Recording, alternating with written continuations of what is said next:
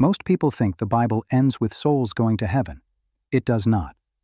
The last 2 chapters of Revelation describe heaven coming down to earth, a city descending, God moving in, not escape, return, not humanity leaving, God arriving. If that is the ending, then the entire Bible is a different book than most people think it is. We are going to walk through every single book, all 66 of them, in order, and by the time we reach that last page of Revelation, you will see one story running through all of it that almost nobody has ever been taught. And it starts with something hidden in the very first word.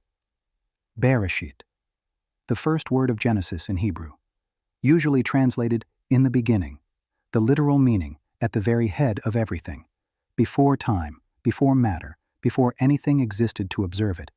And the first thing God does is speak, not build, not design, speak.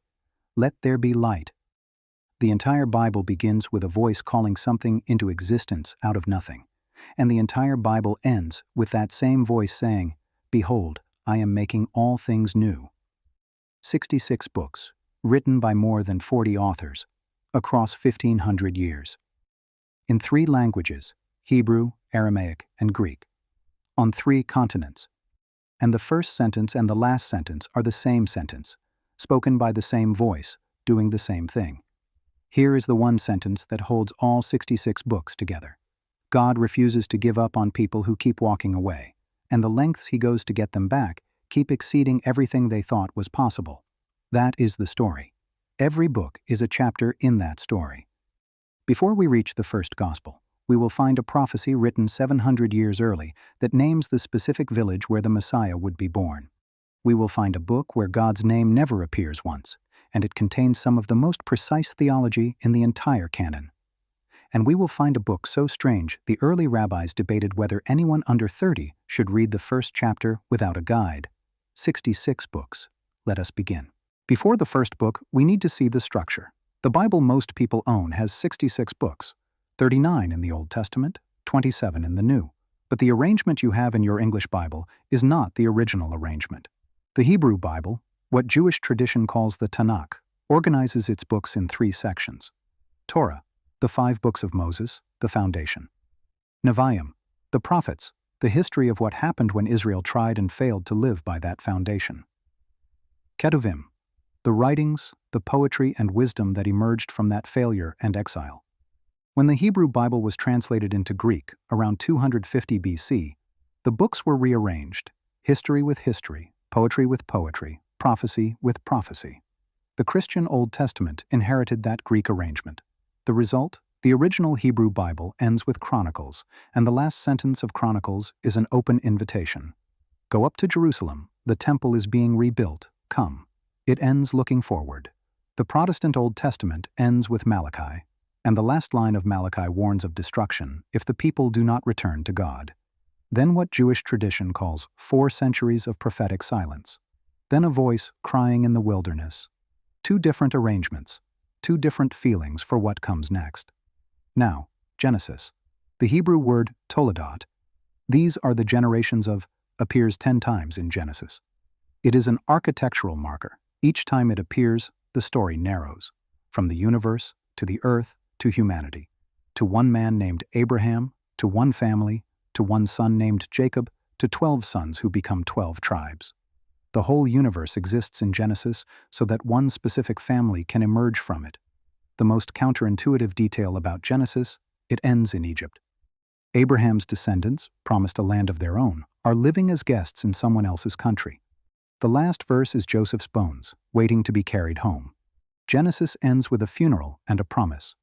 The story has just begun. Exodus. The Hebrew name is Shemot, names. It begins with a list of 12 names, the sons of Jacob. Then the sentence that changes everything. A new king arose over Egypt who did not know Joseph. Exodus is about 2 things simultaneously: liberation and worship. Half the book is the escape from Egypt. The other half is the construction of the tabernacle, a portable tent where God will live among his people in the wilderness. Most people think the liberation is the destination. But Exodus ends not with freedom. It ends with the cloud of God's presence filling the tabernacle. The freedom was never the point. The presence was the point. The liberation was so they could come close. Leviticus. This is the book where most Bible-in-a-year plans die. But Leviticus has a hidden architecture. It is structured as a chiasm, a mirror pattern where the first half reflects the second, and everything points to the center. The center of Leviticus is chapter 16. The Day of Atonement, one day of the year, one man, the high priest, one room, the Holy of Holies, one act that makes atonement for the entire nation. The whole book exists to frame that single moment, and the New Testament book of Hebrews takes Leviticus apart, verse by verse, to show that every element, the priest, the sacrifice, the curtain, the blood, was always a preview. Numbers. The English name comes from the two censuses in the book. The Hebrew name is Bemidbar, in the wilderness. The English name tells you what happens. The Hebrew name tells you where they are and what it means. Wilderness in the Bible is never just geography. It is the place between slavery and the promised land, between what you were and what you are becoming. Numbers is the book of the necessary gap. Deuteronomy. Moses is about to die. He will never enter the land. He gives 3 speeches covering everything God has done and everything the people must do. The Hebrew name is Devarim, words. And the last words Moses speaks before he dies. Choose life. The whole Torah ends with a choice, and Moses dies on a mountain looking at the land he will never enter. The man the Torah calls the only prophet God knew face to face, Joshua. 40 years of wilderness ends at the Jordan River. The people cross.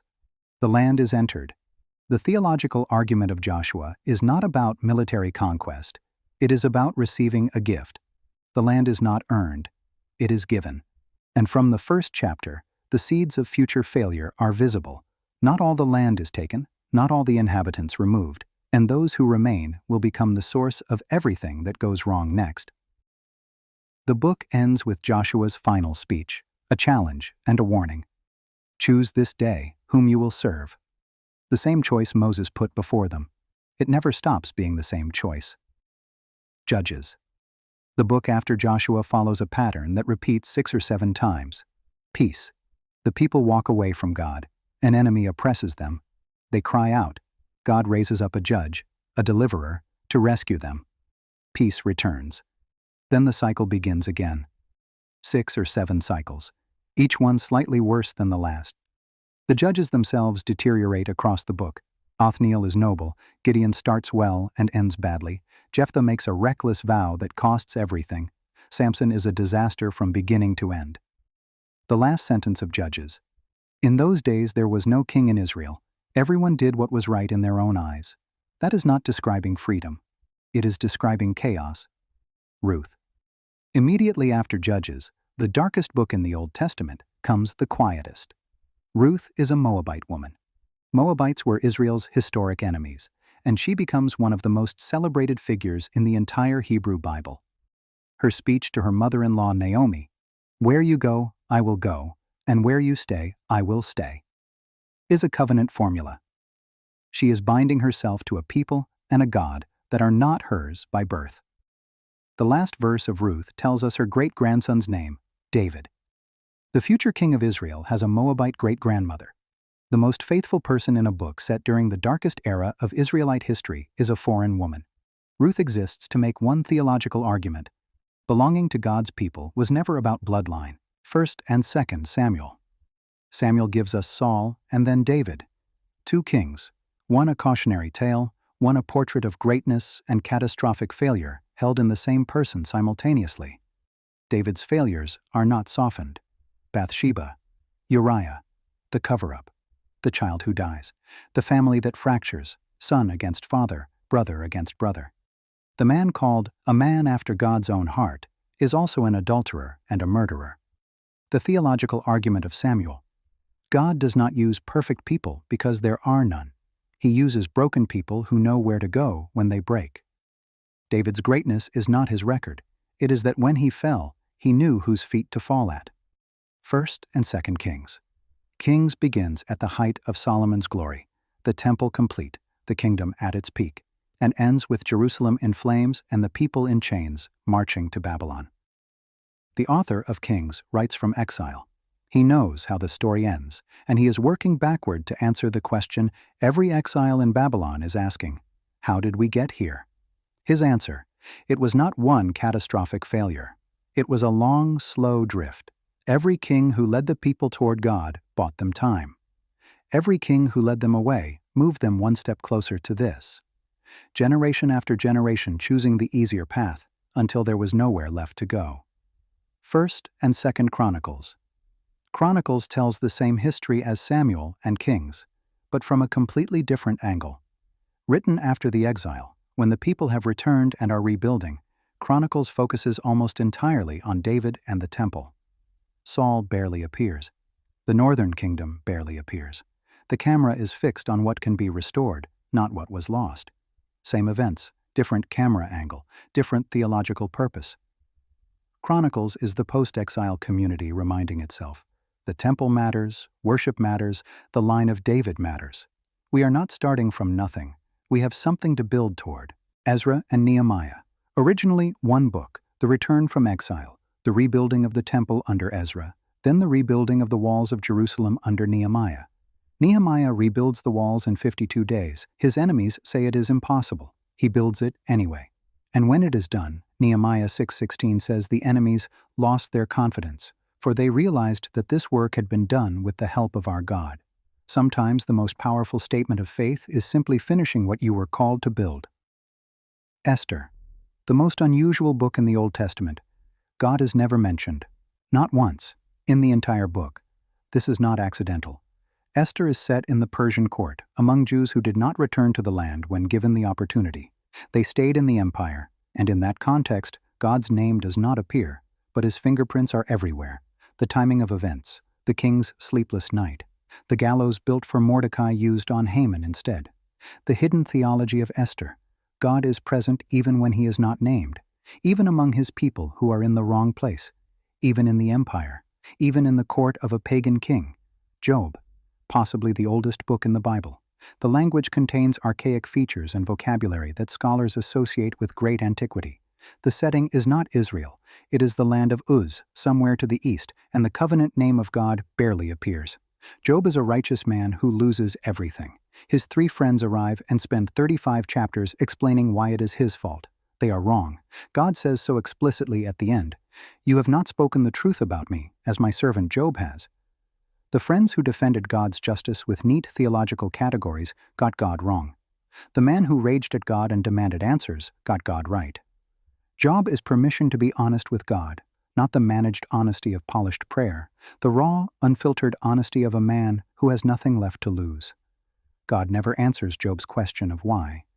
He answers Job's question of who. Psalms, 150 poems, but not a random collection. 5 books within the book, each ending with a doxology of praise. 5 books of poetry paralleling the 5 books of Moses. This is not coincidence. The Psalter is the Torah being prayed back to God. The Psalms cover every human emotion: lament, praise, anger, confusion, gratitude, despair. The most striking detail: approximately a third of the Psalms are laments, more than any other single category. The most represented genre in the prayer book of Scripture is the prayer of someone who is not doing well. The Psalms of Ascent, Psalms 120 through 134, 15 Psalms, were sung by pilgrims climbing toward Jerusalem for the 3 great annual festivals. Ordinary people, walking uphill, singing as they went, carrying the weight of the journey in their voices. Proverbs. The Hebrew word for wisdom is chokmah, skill. Not primarily intellectual knowledge, practical skill at living in the world as it actually is. The same word used for the craftsman who built the tabernacle. Wisdom is craft applied to daily life. Proverbs 1:7. The fear of the Lord is the beginning of wisdom. The Hebrew word yirah, fear, does not mean terror. It means the appropriate response to something overwhelmingly greater than yourself. Awe, the orientation that puts everything else in its right place. Ecclesiastes. The word repeated throughout, hebel, translated vanity in most English Bibles. The literal meaning, vapor, breath, the mist you exhale on a cold morning that disappears in a second. The teacher has tried wisdom, pleasure, work, wealth, legacy, and keeps arriving at the same conclusion. Hebel, vapor. But the end of the book is not nihilism. It is clarity. Fear God and keep His commandments, for this is the whole duty of man. The vapor observation clears away everything that pretends to be more than it is, so that the one thing that is not vapor can finally be seen. Song of Solomon, a love poem. Debated at Yavne around AD 90. Rabbi Akiva defended it with one sentence: all the writings are holy, but the Song of Songs is the Holy of Holies. It is in the canon because the Bible's central metaphor for God's relationship with His people, from Hosea through Revelation, is marriage. The Song of Solomon gives that metaphor its most concrete, human, embodied form. Isaiah, the most quoted Old Testament prophet in the New Testament, cited more than any other prophet across the Gospel accounts, Acts, and Paul's letters. Isaiah has 66 chapters. The first 39 deal primarily with judgment and warning. The last 27 deal with comfort, restoration, and the coming of a servant who will bear what the people cannot. Many scholars have noticed that the structure of Isaiah, 39 chapters, then 27, mirrors the structure of the Protestant Bible, 39 Old Testament books, then 27 New Testament books. Whether this is design or a striking parallel, it rewards attention. Isaiah 41, the pivot point of the entire book. Comfort, comfort my people, says your God. The shift in tone is so dramatic that some scholars argued the book must have two authors. Others argue the dramatic shift is the point. Judgment gives way to comfort, not because the judgment was wrong, but because it was never the destination. And Isaiah 53, written approximately 700 years before the crucifixion. The Dead Sea Scrolls, dated to roughly 125 BC, contain a complete copy of Isaiah, and the text of chapter 53 is virtually identical to what we read today. He was pierced for our transgressions, He was crushed for our iniquities. He was led like a lamb to the slaughter. 700 years early. The question it raises has been answered differently for 2,000 years. Who is this? Jeremiah, the weeping prophet. He prophesied for 40 years, from the reign of Josiah through the fall of Jerusalem. He was thrown into a cistern. He was arrested.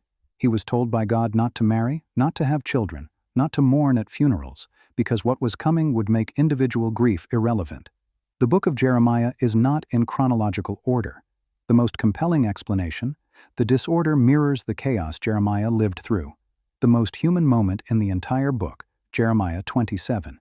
You deceived me, Lord, and I was deceived. You overpowered me and prevailed. The prophet who could not stop preaching, who tried to quit and could not, who felt the word of God like fire burning in his bones. He did not choose this. It chose him, and he said so, to God's face. Lamentations, 5 poems, written in the ashes of Jerusalem after Babylon burned it to the ground. 4 of the 5 poems are acrostic, each verse beginning with the next letter of the Hebrew alphabet, from Aleph to Tav, writing devastation in alphabetical order. Why bring structure to grief this severe? Because when everything is destroyed, the act of ordering, of giving shape to chaos, is itself an act of faith. The grief is real and unsparing. The structure says, even here, even now, there is still a form to hold. Ezekiel, the strangest book in the Old Testament. Ezekiel begins with a vision so difficult, wheels within wheels, 4-faced creatures, a throne of sapphire, that early rabbis debated whether anyone under 30 should read the first chapter without a guide. But the unifying thread beneath the strangeness, the glory of God leaving the temple in chapters 10 and 11, moving east, departing. And the entire second half of the book, the long temple vision of chapters 40 through 48, is the glory coming back, the departure and the return, the exile and the restoration.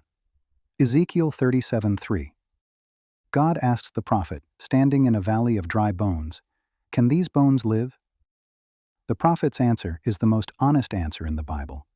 Sovereign Lord, you alone know. Daniel. Written in 2 languages, Hebrew and Aramaic, and the division is intentional.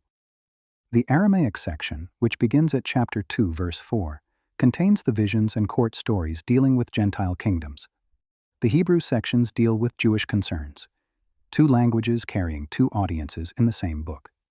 Daniel is written in the genre of apocalyptic literature: visions, symbols, heavenly battles, numbers with meaning.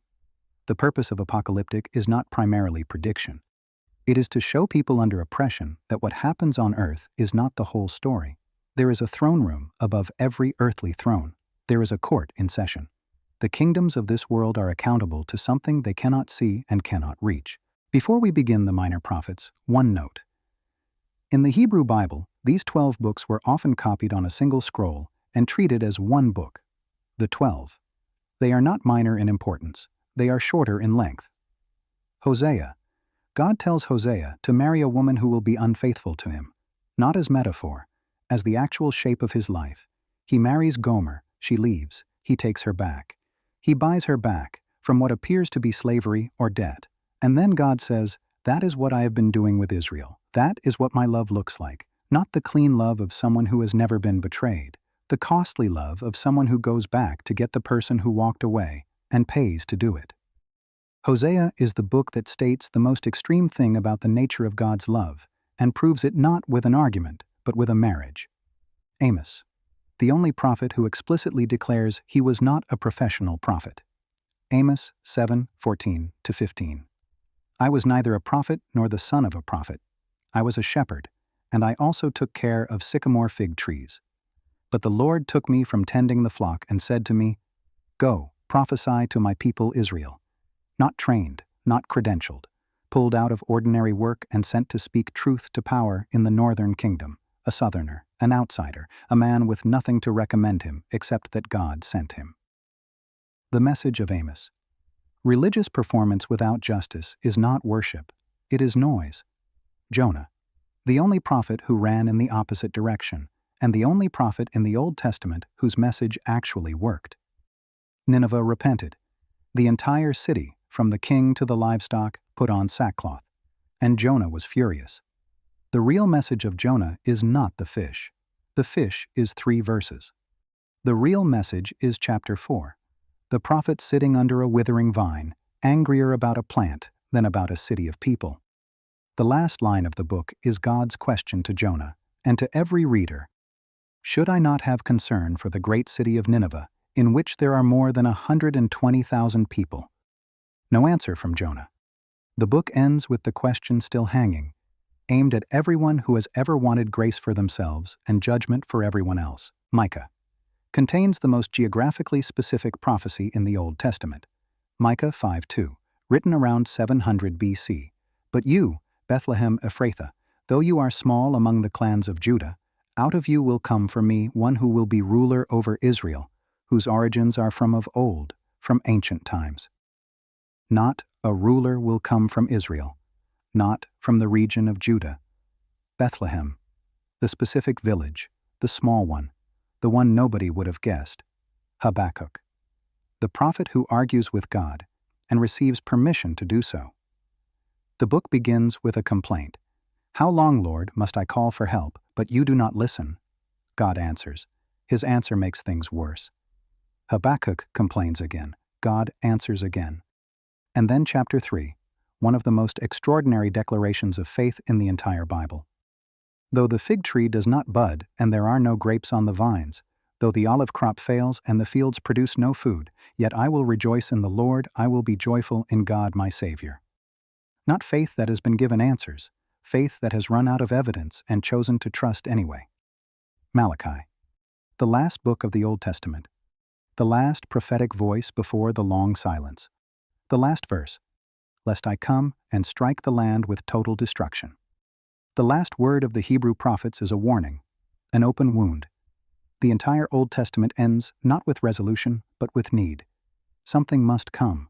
Someone must come. Then 4 centuries of prophetic silence. Then, a voice of one calling in the wilderness, prepare the way of the Lord. Let us take a breath. 39 books, 1,500 years.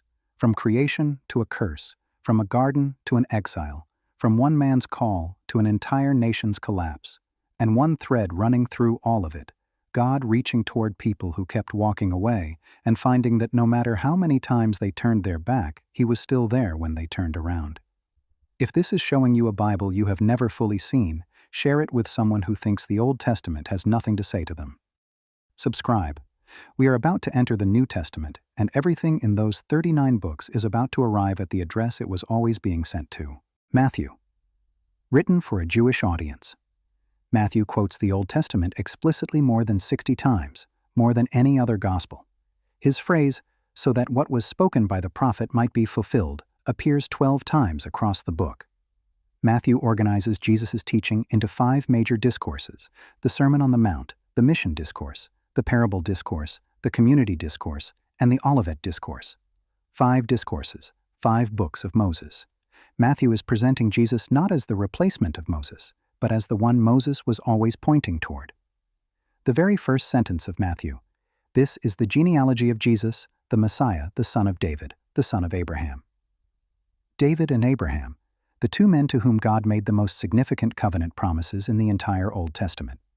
Matthew announces on his opening line that both promises are arriving at their destination. Mark. Fastest gospel. Shortest sentences. The Greek word euthys, immediately, appears approximately 41 times in Mark. Immediately he healed. Immediately he called. Immediately they left their nets and followed. Mark's Jesus is always moving, always acting. In Mark, Jesus is primarily the one who does, not the one who teaches at length. Mark's gospel ends, in the oldest manuscripts we have, at chapter 16 verse 8. The women have found the empty tomb.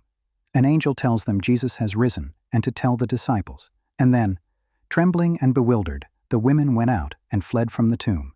They said nothing to anyone because they were afraid. Mid-sentence. The story stops. Many scholars believe this ending is intentional. The resurrection has happened. The witnesses are silent. The story is not finished. The reader must decide what to do with the empty tomb, because the women did not do it for them. Luke. A physician's account. Luke pays attention to detail, to the physical reality of what he is describing, to people at the margins, to the ones other accounts overlooked. Luke includes stories no other gospel records: the prodigal son, the Good Samaritan, Zacchaeus, the 10 lepers, the thief on the cross who asks simply to be remembered. Luke is the gospel of the outsider, the lost, the person the system had given up on. Luke 9:51. As the time approached for him to be taken up to heaven, Jesus resolutely set his face to go to Jerusalem. From that verse through chapter 19, Luke records the long walk to Jerusalem.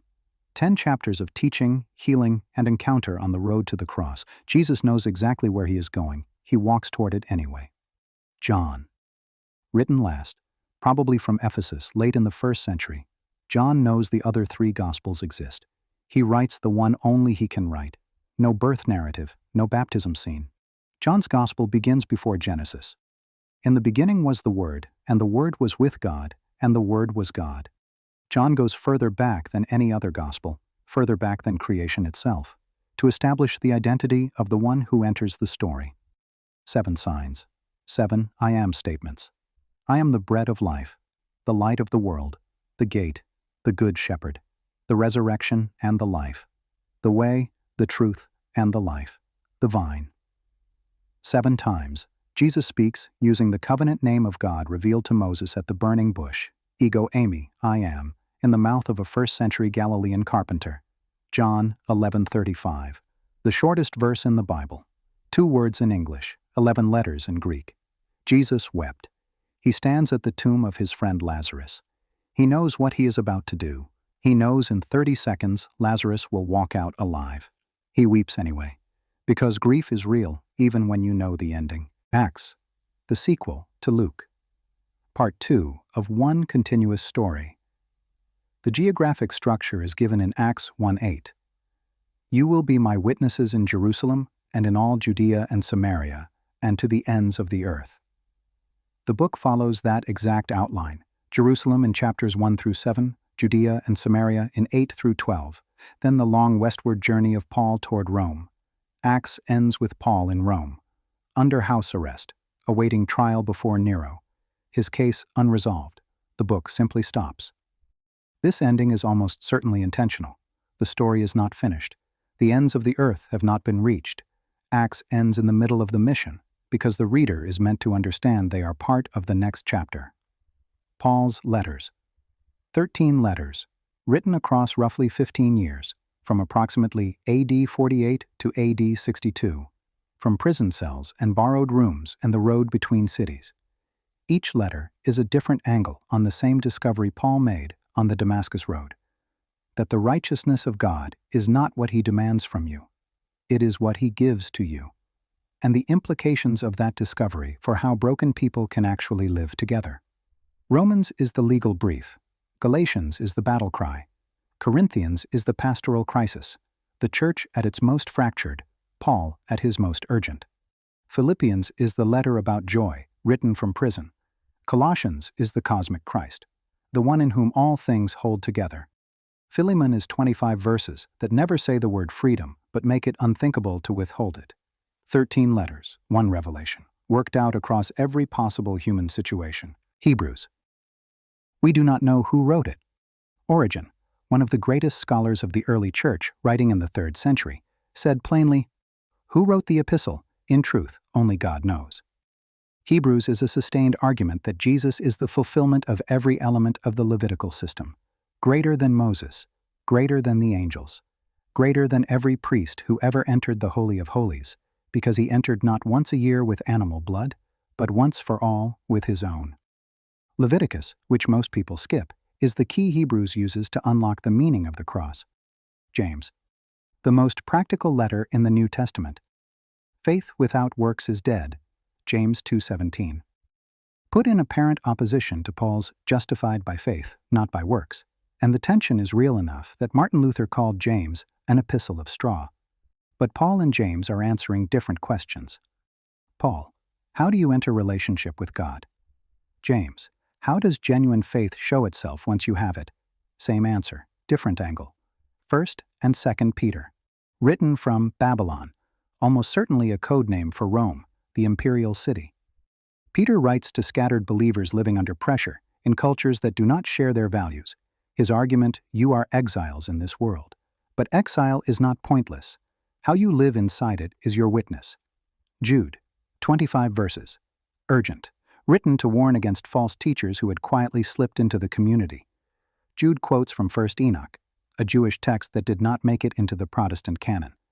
This is the only place in the New Testament where a non-canonical Jewish text is directly cited as authoritative. Scholars have debated this for centuries. The simplest explanation, Jude used the texts his readers already knew to make the argument his readers urgently needed to hear. Revelation, the last book. Written around AD 95 during the reign of the Emperor Domitian, when Christians across Asia Minor were facing active persecution. Addressed to 7 specific churches: Ephesus, Smyrna, Pergamum, Thyatira, Sardis, Philadelphia, Laodicea, real communities with real problems facing real danger. The genre is apocalyptic, not primarily predictive, but revelatory. It pulls back the curtain to show what is happening at the level of reality that empire cannot touch. Rome looks invincible from street level. From the throne room of Revelation 4, every human kingdom is a shadow of something infinitely larger. The number 666, the mark of the beast. In Hebrew, letters carry numerical values. The name Nero Caesar, transliterated into Hebrew characters, adds to 666.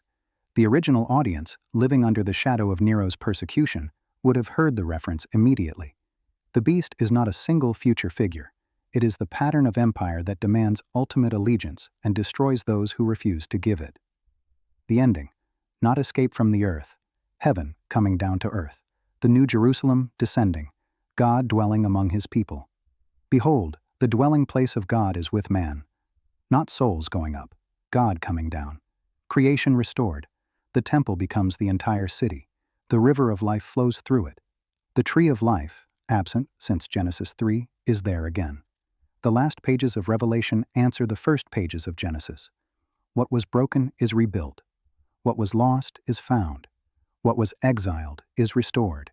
And the last invitation in the entire Bible, the very last words before the book closes, the Spirit and the bride say, "Come," and let the one who hears say, "Come." Let the one who is thirsty come, and let the one who wishes take the free gift of the water of life. The last word of 66 books is an open door.